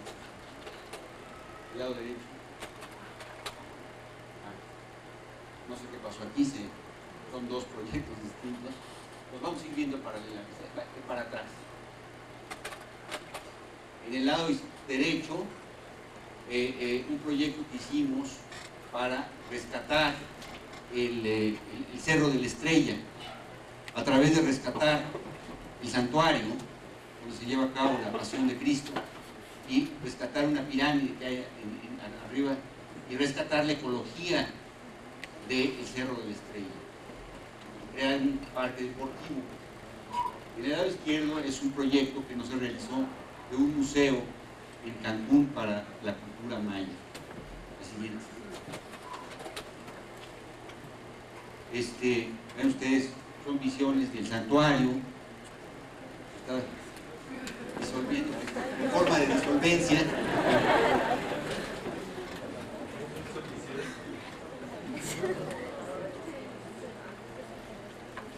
Ya son llamadas de atención del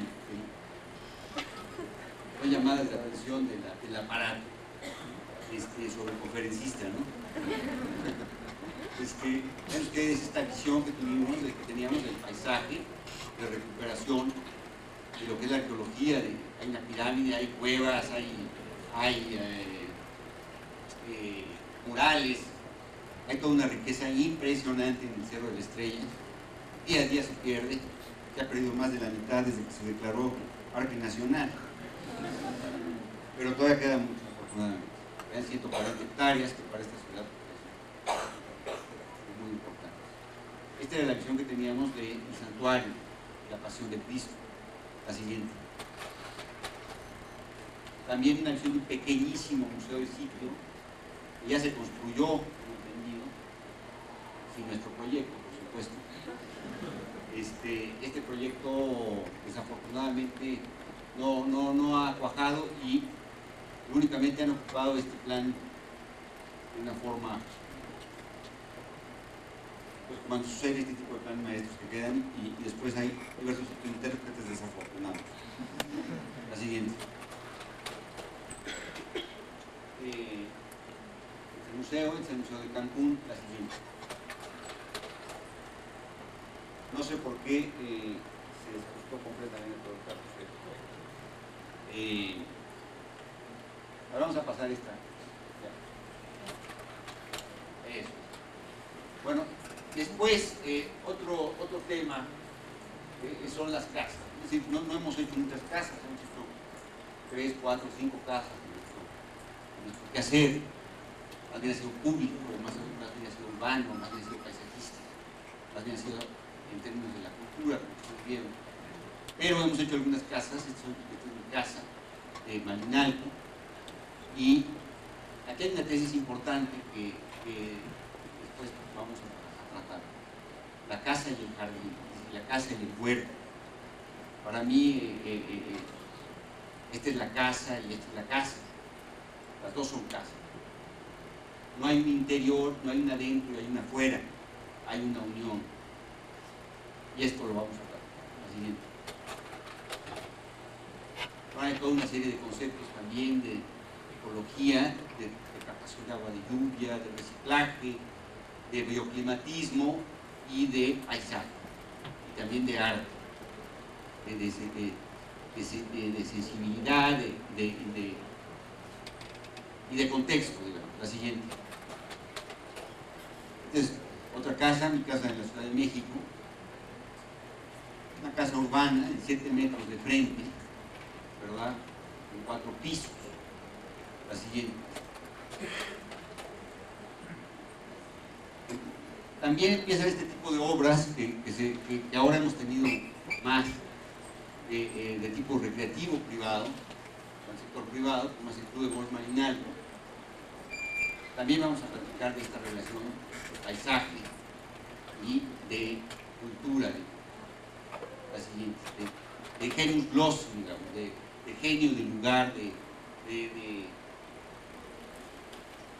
lo que Norbert Schulz habla tanto, y también Kierkegaard y todos los filósofos.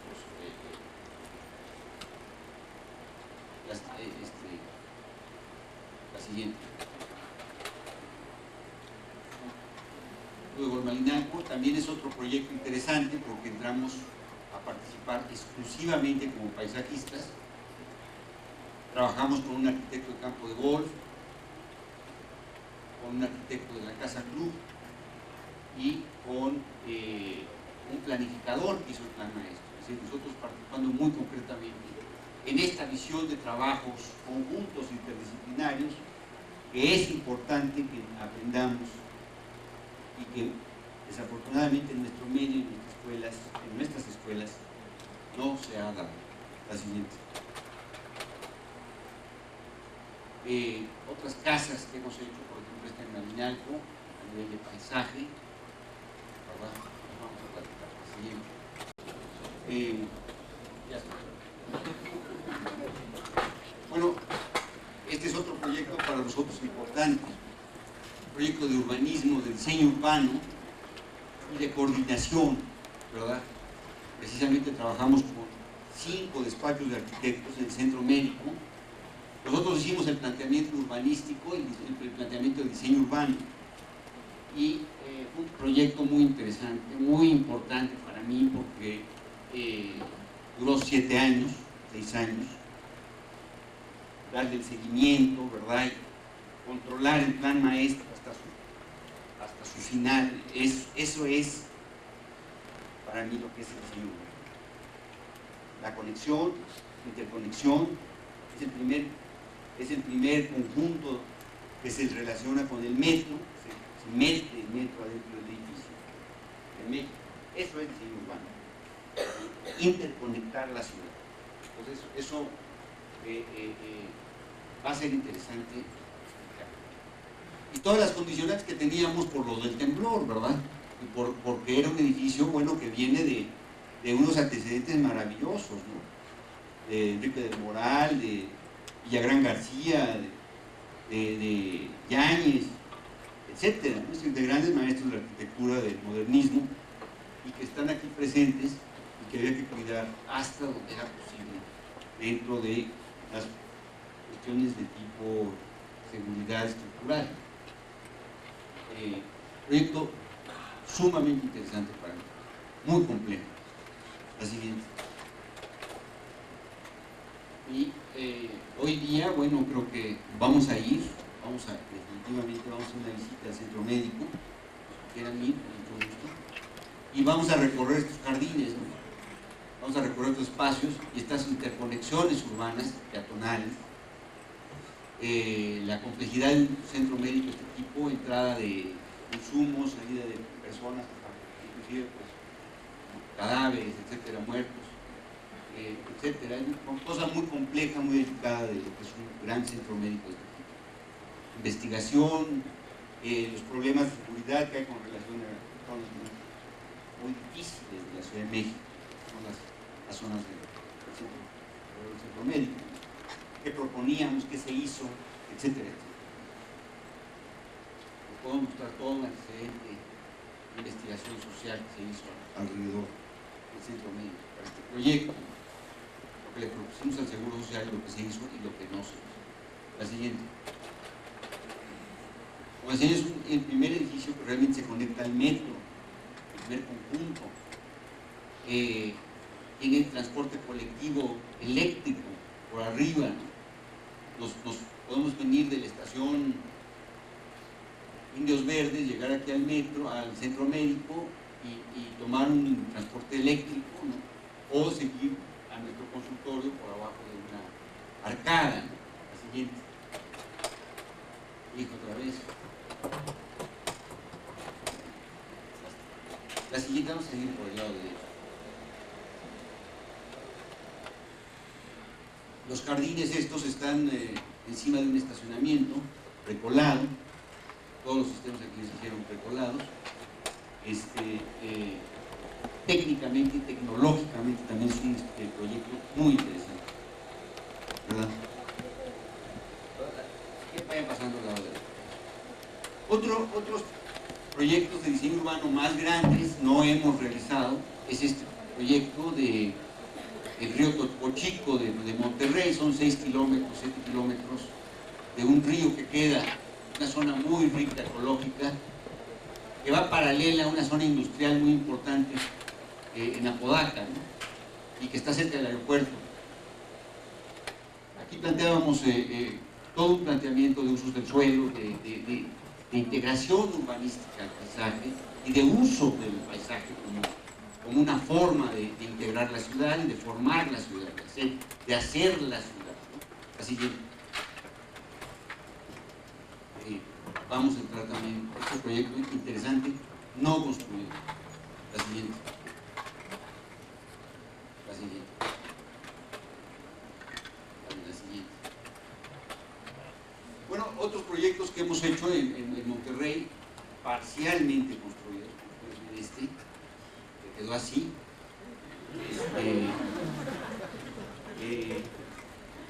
Se van ustedes a encontrar y después yo me voy a arreglar en esto a lo largo de su vida profesional.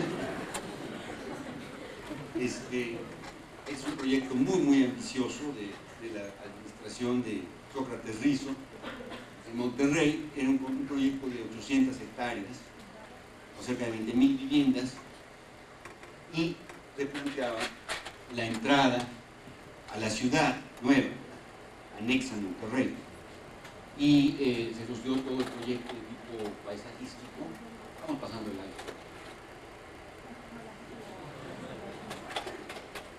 Eso. Si pueden poner las anteriores, mejor.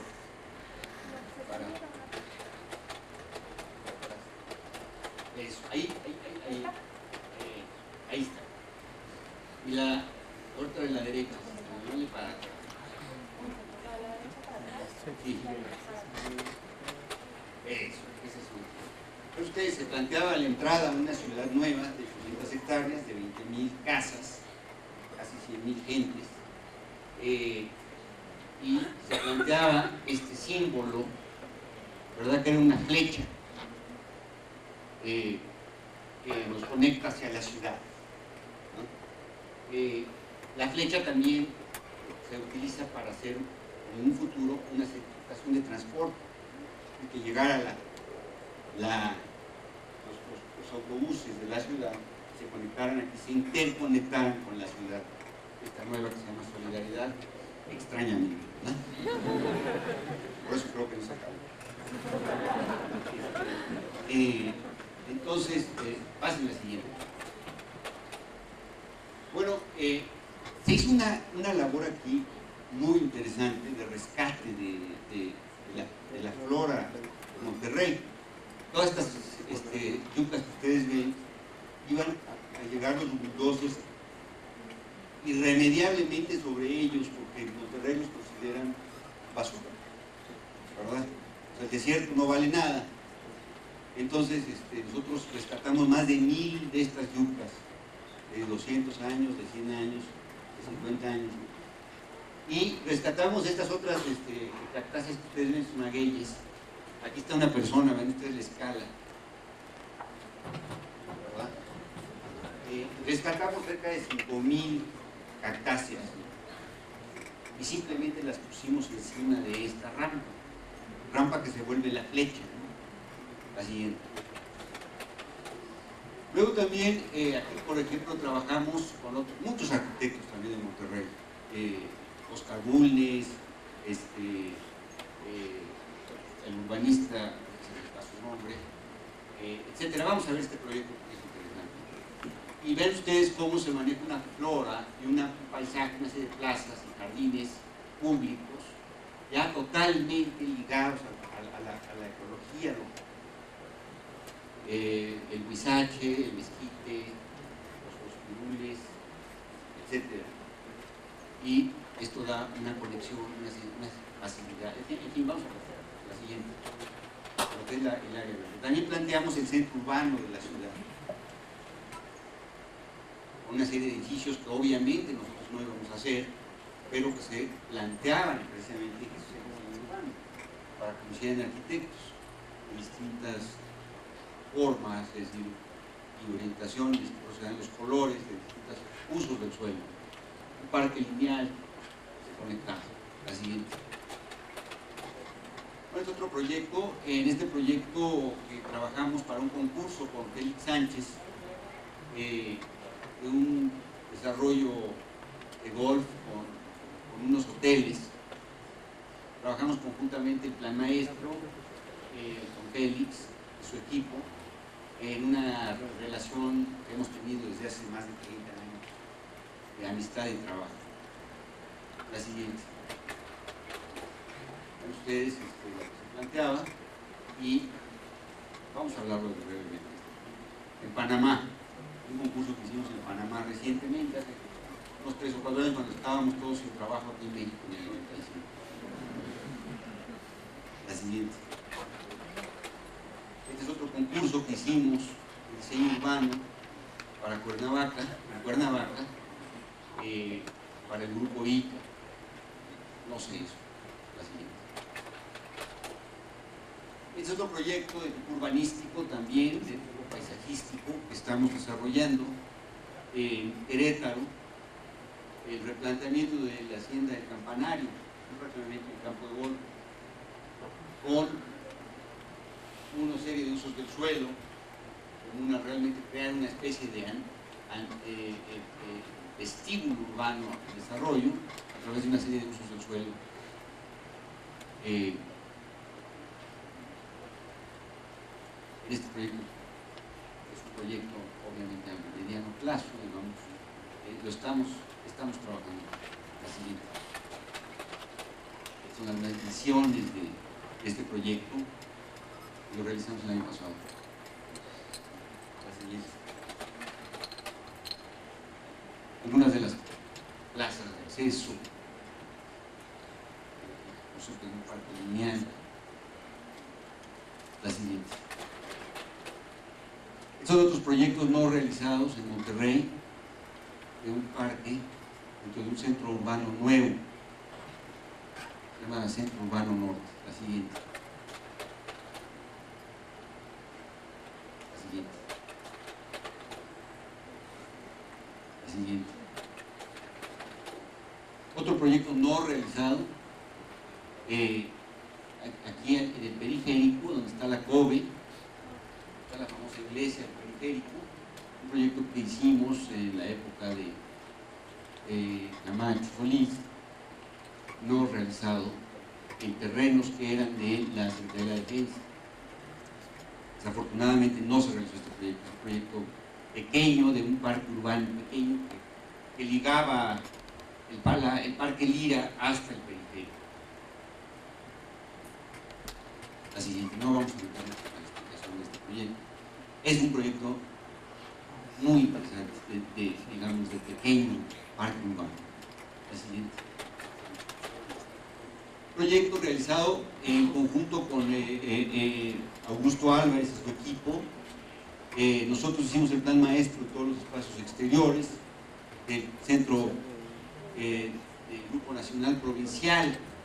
Augusto ha seguido, bueno, la arquitectura obviamente es de Augusto Álvarez, ha merecido premios, reconocimientos, y nosotros hicimos este jardín acuático, pero lo interesante de este jardín acuático es que es todo el sistema de enfriamiento del aire acondicionado de todo el conjunto del Grupo Nacional Provincial, es decir, que la fuente es un gran enfriador del aire acondicionado.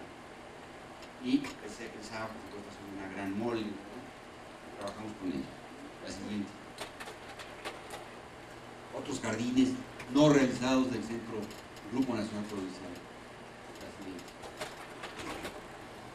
Bueno, todos estos proyectos de parques, de plazas, de jardines, también se llegan a materializar, digamos, se llegan a coronar, en mi opinión, con un proyecto pues, que muchos ya de ustedes conocen, es el Parque Ecológico Xochimilco. No voy a entrar en detalle de este proyecto, lo vamos a visitar y lo vamos a analizar. La siguiente, en términos de su complejidad urbanística, paisajística, arqueológica, acuática, de ingeniería ambiental, etcétera, etcétera, todos las vertientes que tiene este proyecto, que yo creo que es un proyecto importante, nos ha dado un prestigio internacional importante. La siguiente. La siguiente. Bueno, otro proyecto también, no de esta magnitud ni de esta trascendencia, pero también un proyecto, en mi opinión, muy querido de este proyecto, porque fue realizado con un enorme detalle y un enorme cariño, es el conjunto del Cedazo en Aguascalientes, un proyecto muy reciente, con la administración de Otto Granados, con Aguascalientes, desarrollado por la Secretaría de Obras Públicas de allá. También tienen toda una serie de postulados nuevos que han ido evolucionando en el tiempo de este quehacer de parques, de jardines y centros culturales. La siguiente. Lo importante de este parque también es que se realizó un centro cultural popular, con todo un sistema de bóvedas metálicas fabricadas que abatieron su costo y que precisamente hicieron factible que se hiciera este centro cultural popular. La siguiente. Es, en mi opinión, y así ha sido expresado por los jurados cuando lo premiaron hace recientemente, de esta integración en los puntos duros y de intensa actividad, como es este, con los puntos suaves y de tranquilidad del resto del parque. La siguiente. Bueno, enfocar, se nos agradece.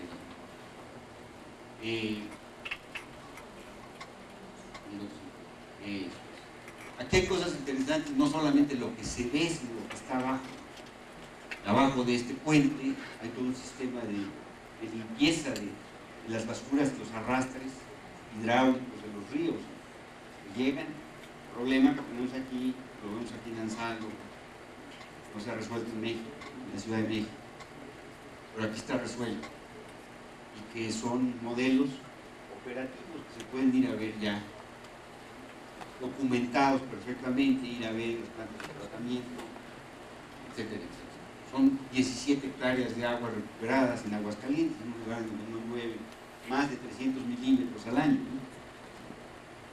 Creo que eso es interesante. La siguiente.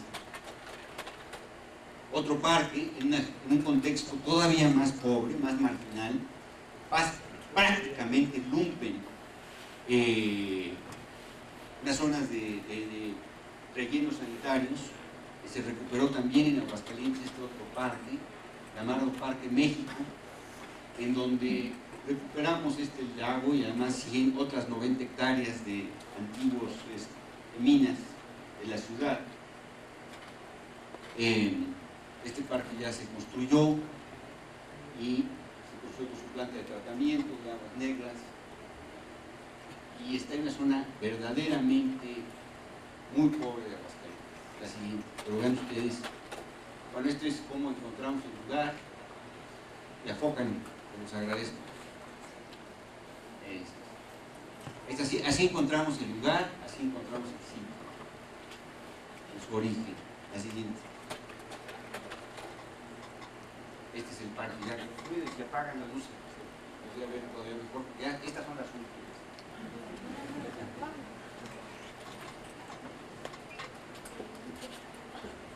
Ya sí, ya no los dormimos, pero apaguen la luz para estos 3 o 4. Eso, para gozarlas un poco más.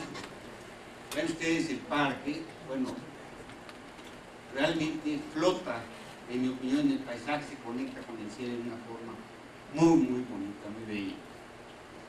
Y además realizado por la Secretaría de Obras Públicas Municipal del Gobierno de la Ciudad de Aguascalientes. Es decir, no está hecho por la ICA, no está hecho por nadie más que por la siguiente.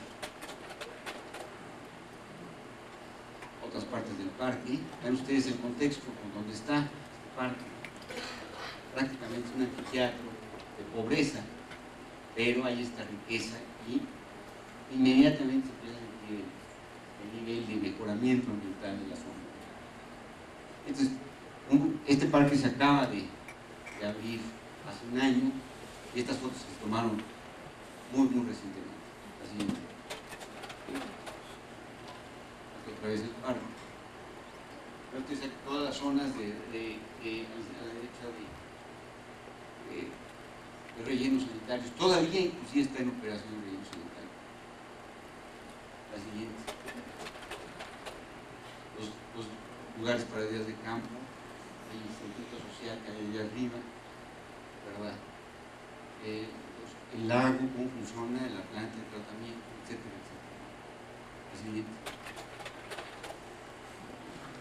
Bueno, esta es la última foto del lado izquierdo y del lado derecho. El despacho es un despacho que han pasado mucha gente ya por este despacho en cerca de 22 años. Ahí está José Luis Pérez y todo nuestro equipo, ¿verdad?, de colaboradores. La siguiente. Siempre trabajamos con arquitectos locales. Por ejemplo, en estos parques de Aguascalientes trabajamos con el arquitecto Martín Andrade, otro de nuestros asociados, Marco Arturo González, un servidor, y allí cambiándome de uso del suelo a remedio. No hay chamba, luego remedio en Xochimilco. Eso es todo. Muchísimas gracias.